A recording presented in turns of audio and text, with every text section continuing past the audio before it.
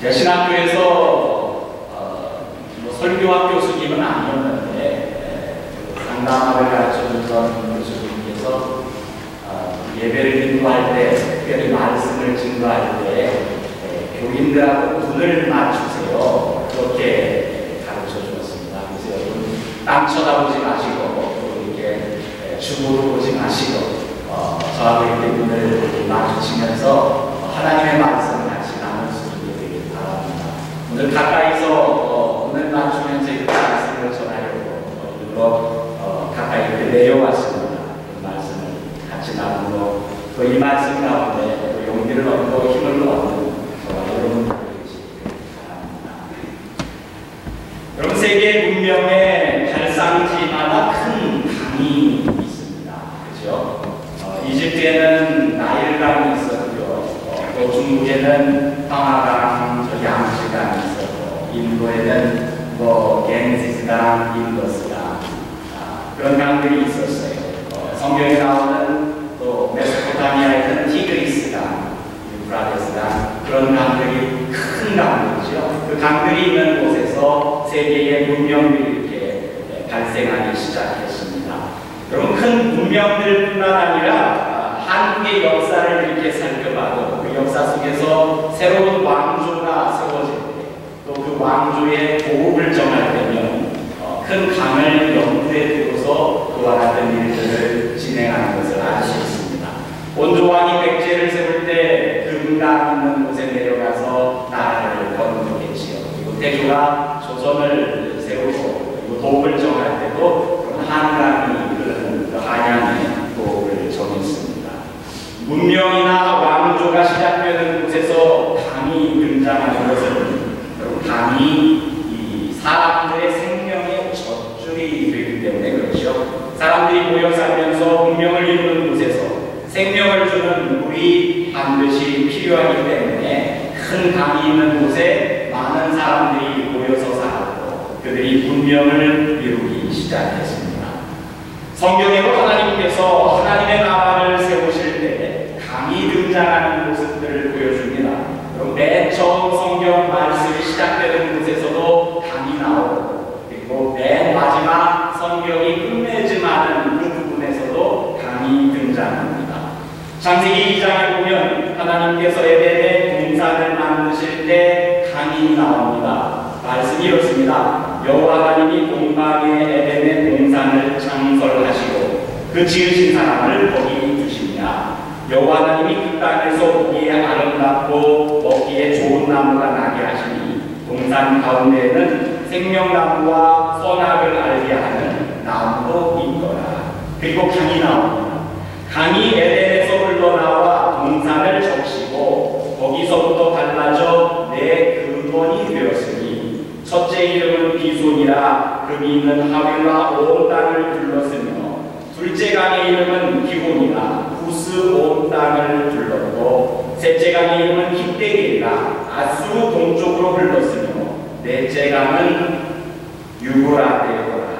이렇게 창세기 2장 가운데 4개의 강 이름이 나옵니다. 그리고 오늘 우리가 읽은 성경 본문 말씀인데요. 요한계시록 마지막 장인 22장에도 강이 나옵니다.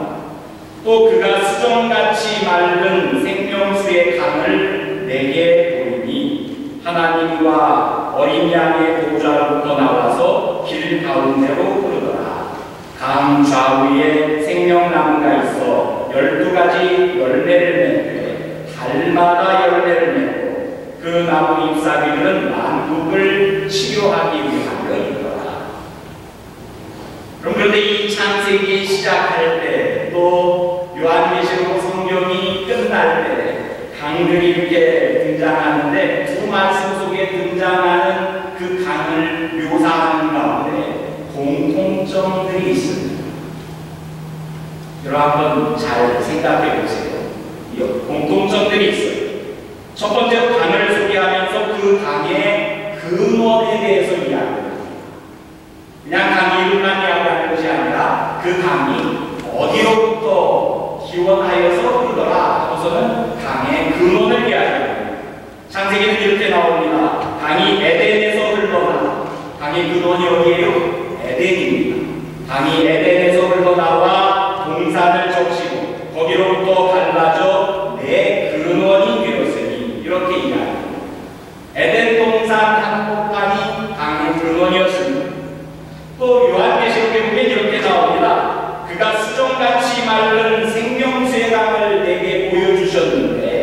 하나님은 어린 양의 보좌로부터 나와서 길 가운데로 흐르더라. 그 강이 어디서부터 흘러나와요? 하나님께로부터 어린 양으로부터 흘러나와. 강의 근원이 하나님이 되시고 어린 양이 됩니다. 이게 첫 번째 공통점입니다. 두 번째 공통점이 있습니다. 강과 더불어서 생명나무가 나옵니다. 그럼 창세기에서도 강과 더불어 동산 가운데에는 생명나무와 선악을 알게 하는 나무도 있더라. 생명나무가 그 강과 더불어서 같이 등장하고요. 그리고 마지막 요한계시록에서도 강 좌우에 생명나무가 있어 12가지 열매를 맺되 달마다 그 열매를 맺었고, 이렇게 하면서 생명나무 이야기가 나옵니다. 여러분, 성경 다른 곳에는 이 생명나무가 언급되는 곳이 없어요. 창세기 처음 시작할 때 요한계시록 마지막 부분에서 그 강에서만 언급되어지는 나무, 생명나무가 등장합니다. 모든 강에는 근원이 있습니다. 에덴 동산이 근원이 된 4개의 강, 또 저 천국에 흐르는 저 수정같이 맑은 생명수 강, 그 강도 근원이 있습니다. 우리가 아는 이 땅에 있는 모든 강들에도 근원이 있습니다. 큰 강들마다 근원이 있죠. 여러분, 저 이집트의 문명을 이룬 나일강은 그 근원이 저희 아프리카에서 남쪽으로 쭉 내려와가지고 여러분 이디오피아까지 이어가고, 다른 나라에서도 시작돼서 근원이 나일강 삼각지까지 이렇게 흘러가요. 큰 강만이 아니라 작은 개천에, 여러분들 고향에 있던 시냇가에도 다 근원이 있습니다. 그 근원의 성질에 따라서 흐르는 강물의 성질이 달라집니다. 근원이 깨끗합니다. 여러분, 그 흐르는 강물들도 깨끗합니다. 제 양친의 고향이 충청도 보령입니다. 어린 시절에 방학이 되면 조국께서 계신 그곳에 자주 놀러 가곤 했습니다. 그곳에 가면 시골 마을에 흐르는 냇물이 있었습니다. 냇물이 있는데 얼마나 깨끗한지, 그 냇물에서 고동도 이렇게 줍고, 그러면 저녁에 이렇게 된장물에 넣어서 이렇게 같이 먹습니다. 여러분, 그 냇물에 바위를 떠들면 가재들이 나옵니다. 또 그 시골 마을 아이들과 어울려서 그 그물들을 가지고 이 한쪽에서 시키고 애들이 강물 잡고 치면서 물고기를 쫓으면 그 그물에 조그마한 물고기들도 이렇게 잡히고, 그것을 또 어죽도 뿌려먹고 그랬던 어린 시절의 경험이 있습니다. 또 얼마나 깨끗한 냇물이었고, 그리고 그 냇물에 대한 추억이, 아름다운 추억들이 많이 담겨 있는지 모릅니다. 7년 전에 한국을 방문할 때 그곳을 가봤습니다. 개천의 물이 거의 다 사라졌습니다. 메말라버렸고, 그리고 얼마 흐르지 않은 그 물도 수질이 형편없이 나빠졌어요. 그 마을에 뒤쪽에 있는 여러 산들, 그 깨끗한 산이었는데 가보니까 그 산들이 다 파헤쳐져 있는. 그럼 충청도 보령이라고 하는 곳은 검은 돌이 나는 곳으로 유명합니다. 오석이라고 부릅니다. 그걸로 벼루도 만들고요. 그걸로 비석의 깃돌을 만들고 합니다. 까만 돌이죠. 그래서 오석이의 이름. 가난한 농촌 사람들이 자기들이 사는 산에 검은 돌, 그 오석이 있다고 해가지고 채석을 시작했습니다. 산마다 나무와 흙이 파헤쳐졌고, 암반이 나오면 그 암반을 다이너마이트를 넣어가지고 부서뜨려서 그 속에서 검은 돌을 찾고 검은 돌을 캐냅니다. 농사지으려면 얼마나 힘이 듭니까? 그런데 이 산에 검은 돌이 있을 수 있어 해서 그 산을 파헤쳐가지고 검은 돌이 나오면 여러분 노다지를 캐는 거예요. 농사지는 것보다 훨씬 쉽지요. 그런데 마음 먹은 곳을 가서 검은 돌이 쉽게 나옵니까? 안 나오죠.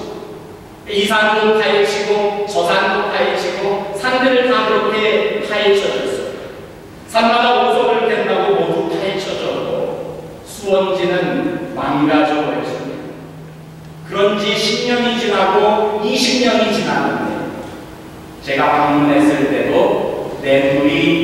회복되지 않고 있습니다. 제 양친의 고향 이야기를 하자는 것이 아닙니다. 창세기에 나오는 맨 처음의 강의 근원, 그곳이 에덴이라는 것입니다. 여호와 하나님이 그 땅에서 보기에 아름답고 먹기에 좋은 나무가 나게 하시니 동산 가운데는 생명나무와 선악을 알게 하는 나무도 있더라. 강의 근원에 생명나무가 한그루 있습니다. 선악을 알게 하는 나무도 한그루 있습니다. 그런데 맨 처음 사람이 추구한 것은 생명나무가 아니라 선악을 알게 하는 나무였습니다. 생명을 주는 나무, 선악을 알게 하는 나무. 그럼 그 나무의 이름이 아니라 이 두 나무의 이름이 담고 있는 의미가 있습니다. 한 나무는 생명을 대변하는 나무입니다. 그 나무를 바라보면 삶이 연상되어지고 살려야 된다는 생각이 느껴집니다. 자연이 떠오르고 보호해야겠다는 마음들도 연상되어집니다. 생명의 주인에 대한 동경하는 마음이 싹틉니다. 생명나무를 볼 때마다 우리에게 생명을 주시는 분이 생각나고 그 생명나무로 말미암아 힘을 얻고 기운을 얻어갑니다. 한쪽에 있는 나무는 선악을 알게 하는 나무라고 하는데 안다는 것은 지식을 대변합니다. 그 나무의 열매를 먹으면 눈이 밝아집니다. 하나님처럼 될 수 있습니다. 신에 대한 도전까지도 할 수 있습니다. 밝아진 눈으로 무엇을 합니까? 이익을 탐합니다. 나에게 무엇이 더 이로울지 계산을 합니다. 형제를 죽입니다. 하나님을 떠나면서 사는 인생이 됩니다. 검은 돌을 캐내는 게 농사보다 더 많은 이윤을 남긴다는 것을 알게 된 사람들, 세상의 재화에 가치 매기니 쌀 농사 지어서 그것을 파는 것보다 산을 떼쳐서 검은 돌을 캐내어 그것을 파는 것이 훨씬 더 이문이 남는 장사다. 이것을 알게 하는 것, 지식의 나무, 선악을 알게 하는 나무를 추구한 사람들이 얻어낸 겁니다. 그 덕에 제 양친의 고향은 냇물이 맑았고 광야처럼 삭막해졌습니다. 선악과를 강한 사람들은 하나님께서 만드신 강의 근원을 오염시킨 사람들입니다. 그래서 그곳에서 추방합니다. 하나님께서 창설한 동산, 생명나무가 있고 네 개의 강의 근원이 되었던 것, 자신의 이문을 추구하면서 지식을 구한 사람들, 자신의 죄로 희게 된 삶을 일구어 갈 때 그들을 다시 일으키고 생명의 강으로 인도하시는 이의 역사적인 말씀이 바로 이 성경 이야기입니다. 자신의 이익을 얻고자 하나님께로부터 떠나간 사람들, 그 사람들에게 생명이 있는 곳으로 다시 이끌기 위해서 그 사람들을 향하여 끊임없이 예언자를 보내고 잃었던 백성들을 다시금 당신의 백성으로 초대하면서 맞아들이면서 다시금 너희에게 생명의 강이 있는 곳으로 이끌며 생명의 물을 마시라고 증거하는 책이 바로 이 하나님의 말씀 성경입니다. 생명의 강을 떠나서 광야 같은 곳에서 삶을 사는 이들에게 하나님께서 은혜를 베풀어 주시는 이야기로 이 성경이 가득 차 있습니다. 성경을 읽을 때마다 하나님을 떠나서 세상 가운데 자신의 유익만을 쫓아나갔던 인생들의 이야기, 그런데 그것이 이스라엘 백성들의 이야기가 아니라 우리의 이야기 같다는 생각이 자꾸만 연상되어집니다. 출애굽한 백성들의 이야기를 읽을 때면 이민 나온 우리들과 흡사하다는 생각을 자꾸만 하게 됩니다. 가나안을 향해서 나아갑니다. 그런데 출애굽한 백성들 그 1세대는 적과 꿀이 흐르는 가나안 땅을 향해 나아가지만 척박한 광야에서의 삶만을 살다가 생애를 다 마감하고 맙니다. 1세대들의 모습이죠. 우리도 한국에서 나와서 아메리칸 드림을 꿈꾸면서 이 땅 가운데 이민 왔지만 대부분의 이민 1세대들은 아메리칸 드림이 아니라 척박한 광야를 사는 것과 같은 그런 삶을 이 땅에서 살아갑니다. 젖과 꿀이 흐르는 생명의 강을 찾지만 광야만 보이는 것 같은 그런 땅에서의 삶을 우리들이 살아갑니다. 그런데 놀라운 것은 그 광야에서 새로운 생명의 강을 만나는 이야기들이 성경에 나옵니다. 여러분 출애굽기 17장에 보면 이스라엘 자손이 광야 가운데서 마실 물이 없어가지고 모세를 향하여 원망하는 이야기가 나옵니다. 원망만 하는 것이 아니라 그를 돌로 쳐서 죽일 기업까지도 합니다. 그들이 했던 말들이 이렇습니다. 우리에게 물을 주어서 마시게 해라. 당신이 어찌하여 우리를 애국에서 인도해내서 우리와 우리 자녀와 우리 가축이 목말라 죽게 하느냐. 이 모세를 향해서 소리 높여서 백성들이 물을 달라고 외칩니다. 척박한 광야인데 여러분 흐르는 강물이 없는 곳에서 저 장정의 숫자만 60만이라고 하는 그러한 민족이 이동을 해나가며 광야에 이르렀는데 강이 없습니다. 마실 물이 없습니다. 광야처럼만 보입니다. 자신들을 해방시켜준 정말 종사에서 노예사에서 새로운 삶을 건져다준 민족의 지도자가 있는데 그 지도자를 향해서 지금 당장 마실 물이 없지 않느냐, 모두 다 죽게 생기지 않았느냐 원성을 하면서 그 지도자에게 물을 내놓으라고 하니 돌을 집어들으려고 합니다. 모세가 여호와 하나님께 그 모습을 아뢰시고 여러분 하나님께서 어떤 일을 벌이십니까? 모세에게 이렇게 말씀합니다. 백성 앞을 지나서 이스라엘 장로들을 데리고 나일강을 치던 네 지팡이를 손에 잡고 가라. 네가 호렙산에 있는 그 반석 위에 거기서 네 앞에 내가 서리니 하나님께서 그 앞에 서리니 너는 그 반석을 치라. 그것에서 물이 나오리니 백성이 마시리라. 모세가 반석을 지팡이로 칩니다. 그러자 그 반석이 뭡니까? 바위지요. 그 바위에서 샘물이 터져나옵니다. 그 반석에서 샘물이 터져나와서 장정 숫자만 60만이 되는 그 숫자들이 그 샘물을 마십니다. 성경에 보면 그 반석이 이스라엘 백성들 가는 곳마다 따라다닌다고 했습니다. 그럼 어떻게 반석이 따라다닙니까? 사도 바울은 이 출애굽기의 말씀을 가지고 당신이 고린도 교회에 보내는 편지 가운데서 이렇게 재해석해서 들려줍니다. 우리 조상들이 다 분말에 있고 바다 가운데로 지나며 이 출애굽한 이야기입니다. 그죠?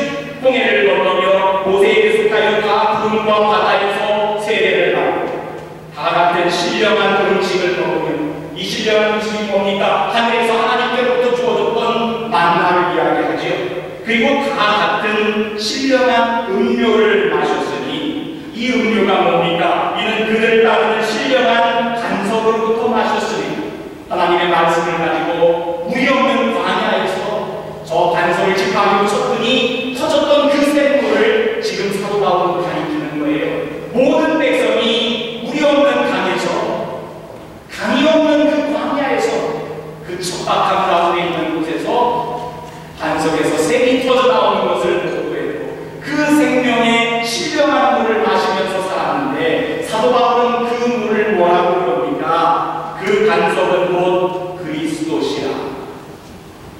우리에게 생명의 물을 뿜어내주었던 그 반석을 사도 바울은 곧 예수 그리스도입니다. 이렇게 이야기합니다.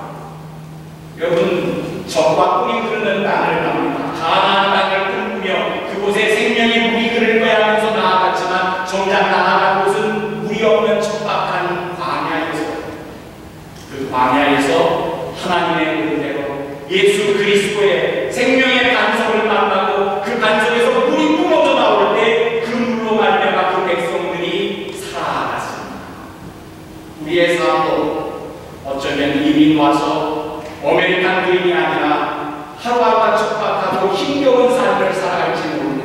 그런데 그 힘겨운 광야 가운데 하나님께서 예비해 놓으신 생명수의 물이 있습니다. 그 물이 뿜어져 나오는 반석이 있습니다. 예수 그리스도입니다. 그분을 만날 때 여러분의 삶 가운데 생명의 강이 흐를 줄로 믿습니다. 수가성 여인과의 대화 가운데 예수님께서는 당신이 주시는 생명의 물을 마시라고 합니다. 그 물을 마시면 다시는 목마르지 않으리라, 영원히 목마르지 않을 것이라고 말씀해 주십니다. 우리의 영혼에 갈급함이 있고 우리가 광야같이 척박한 이 인자의 땅에서 삶을 살아갈 때 우리의 삶이 행복하지 않은 것 같고 힘겨운 가운데만 놓여 있다고 여겨질 때 여러분 예수 그리스도를 만나고 그분께서 주시는 생명의 강을 여러분들이 마셔갈 때 여러분 속에서 영혼의 갈급함이 사라지고 예수 그리스도로 말미암아 생명의 기운이 여러분들의 삶을 감싸게 될 줄을 믿습니다. 오늘 우리가 함께 읽었던 요한계시록의 말씀은 이것을 다시 한번 확인해 줍니다. 또 그가 수정같이 맑은 생명수의 강을 내게 보이니 하나님과 및 어린 양의 보좌로부터 나와서 길 가운데로 흐르더라. 요한 사도가 유배를 당했습니다. 모든 기독교인들이 박해받는 그 삶의 현장에서 유배를 당해서 반모섬에서 환상을 보입니다. 천국이 보이고 하나님 나라 가운데 하나님의 백성들이 예배드리는 모습이 보입니다. 그 천국의 모습을 보는데 그 천국에서도 강물이 흐릅니다. 그 강물이 얼마나 깨끗했는지 수정같이 맑은 물이라고 그렇게 요한사도는 묘사합니다. 수정같이 맑은 그 생명수의 강이 흐르는데 그 강물이 어디서부터 흐릅니까? 하나님께로부터 흐릅니다. 어린 양의 보좌로부터 흘러나옵니다. 여러분 요한계시록에서 어린 양은 우리 주 예수 그리스도를 의미합니다. 예수 그리스도께서 보좌에 앉아 계신데 그 보좌로부터 생명수 강이 흘러나온다는 겁니다. 맨 처음 창세기 시작할 때 에덴 동산에서 생명의 강물이 흘러나왔던 것처럼 예수 그리스도에게서 생명의 강물이 다시금 흘러나옵니다. 저 광야에서 반석에서 샘이 터지고 그 반석을 가르쳐서 사도 바울은 예수 그리스도라고 일컬었는데 마치 생명의 근원이 생명수가 흐르는 그 물의 근원이 예수 그리스도인 것을 사도 바울이 일러주었는데 오늘 읽은 계시록 말씀에서는 요한 사도가 그것을 더 분명하게 우리에게 일러줍니다. 우리가 마셔야 될 생명수 강의 근원이 있습니다. 예수 그리스도. 우리가 마시는 생명의 물은 어디서 흘러나옵니까? 예수 그리스도에게서 흘러나오는 물이에요. 그 물을 마시는 여러분들 되길 바랍니다. 예수 그리스도의 물을 마실 때 이 강 좌우에 어떤 일들이 벌어지냐면 생명나무가 있다고 묘사합니다. 에덴 동산에 한 그루처럼 있던 것처럼 묘사된 그 생명나무가 저 하나님 나라의 예배드리는 모습 속에서는 생명수 강이 흐르는 그 강줄기 양쪽에 생명나무들이 나열되어 있습니다. 그 생명나무는 12가지 열매를 맺는데 달마다 그 열매를 맺고 그 나무 잎사귀들은 만물을 치료하기 위하여 있더라. 생명수 강을 마시고 그 강물이 자라낸 나무의 열매들을 마실 때 만물이 치료되는 역사가 일어난다고 합니다. 아프고 병들고 상처 입은 이 땅의 모든 인생들이 예수 그리스도께서 뿜어져 나오는 생명수강을 마실 때 그리고 그 생명수강이 자라낸 생명나무의 열매를 마실 때 그리고 그 나무 잎사귀 가운데 있을 때 치유가 일어납니다. 하나님께서 함께 하시는 놀라운 역사들이 이루어집니다. 여러분 이 열매들을 먹고 그 물을 마실 수 있기를 바랍니다. 요한사도는 계시록을 맺으며 이렇게 이야기합니다. 성경과 신부가 말씀하시기를 오라 하시는구나. 그가 들었던 이야기를 우리에게 들려줍니다. 저 하늘 보좌에서 생명수강이 흐르는 곳에서 음성이 들립니다. 오라. 듣는 모든 자는 오라. 목마른 자도 오라. 원하는 자는 와서 값없이 생명수를 받으라. 광야를 고난을 지나는 백성들에게 반석을 주시고 생명수를 터뜨려 주셨던 그 하나님께서 오늘 사는 우리들도 우리의 삶이 광야 같습니까? 그 생명수를 말하며 예수 그리스도를 만나라고 이야기합니다. 예수 그리스도를 만나는 그 자리에 우리에게 생명수가 터지고 그 생명수로 말미암아 우리의 삶이 회복되어지고 치유되는 놀라운 역사가 이루어질 줄로 믿습니다. 매달 모든 교우들마다 예수 그리스도를 만나고 하나님 주시는 생명의 물을 마시고 여러분의 삶이 새로워지는 역사가 이루어지기를 주님의 이름으로 축원합니다. 하나님 감사합니다. 우리에게 생명수 강물을 주시니 감사합니다.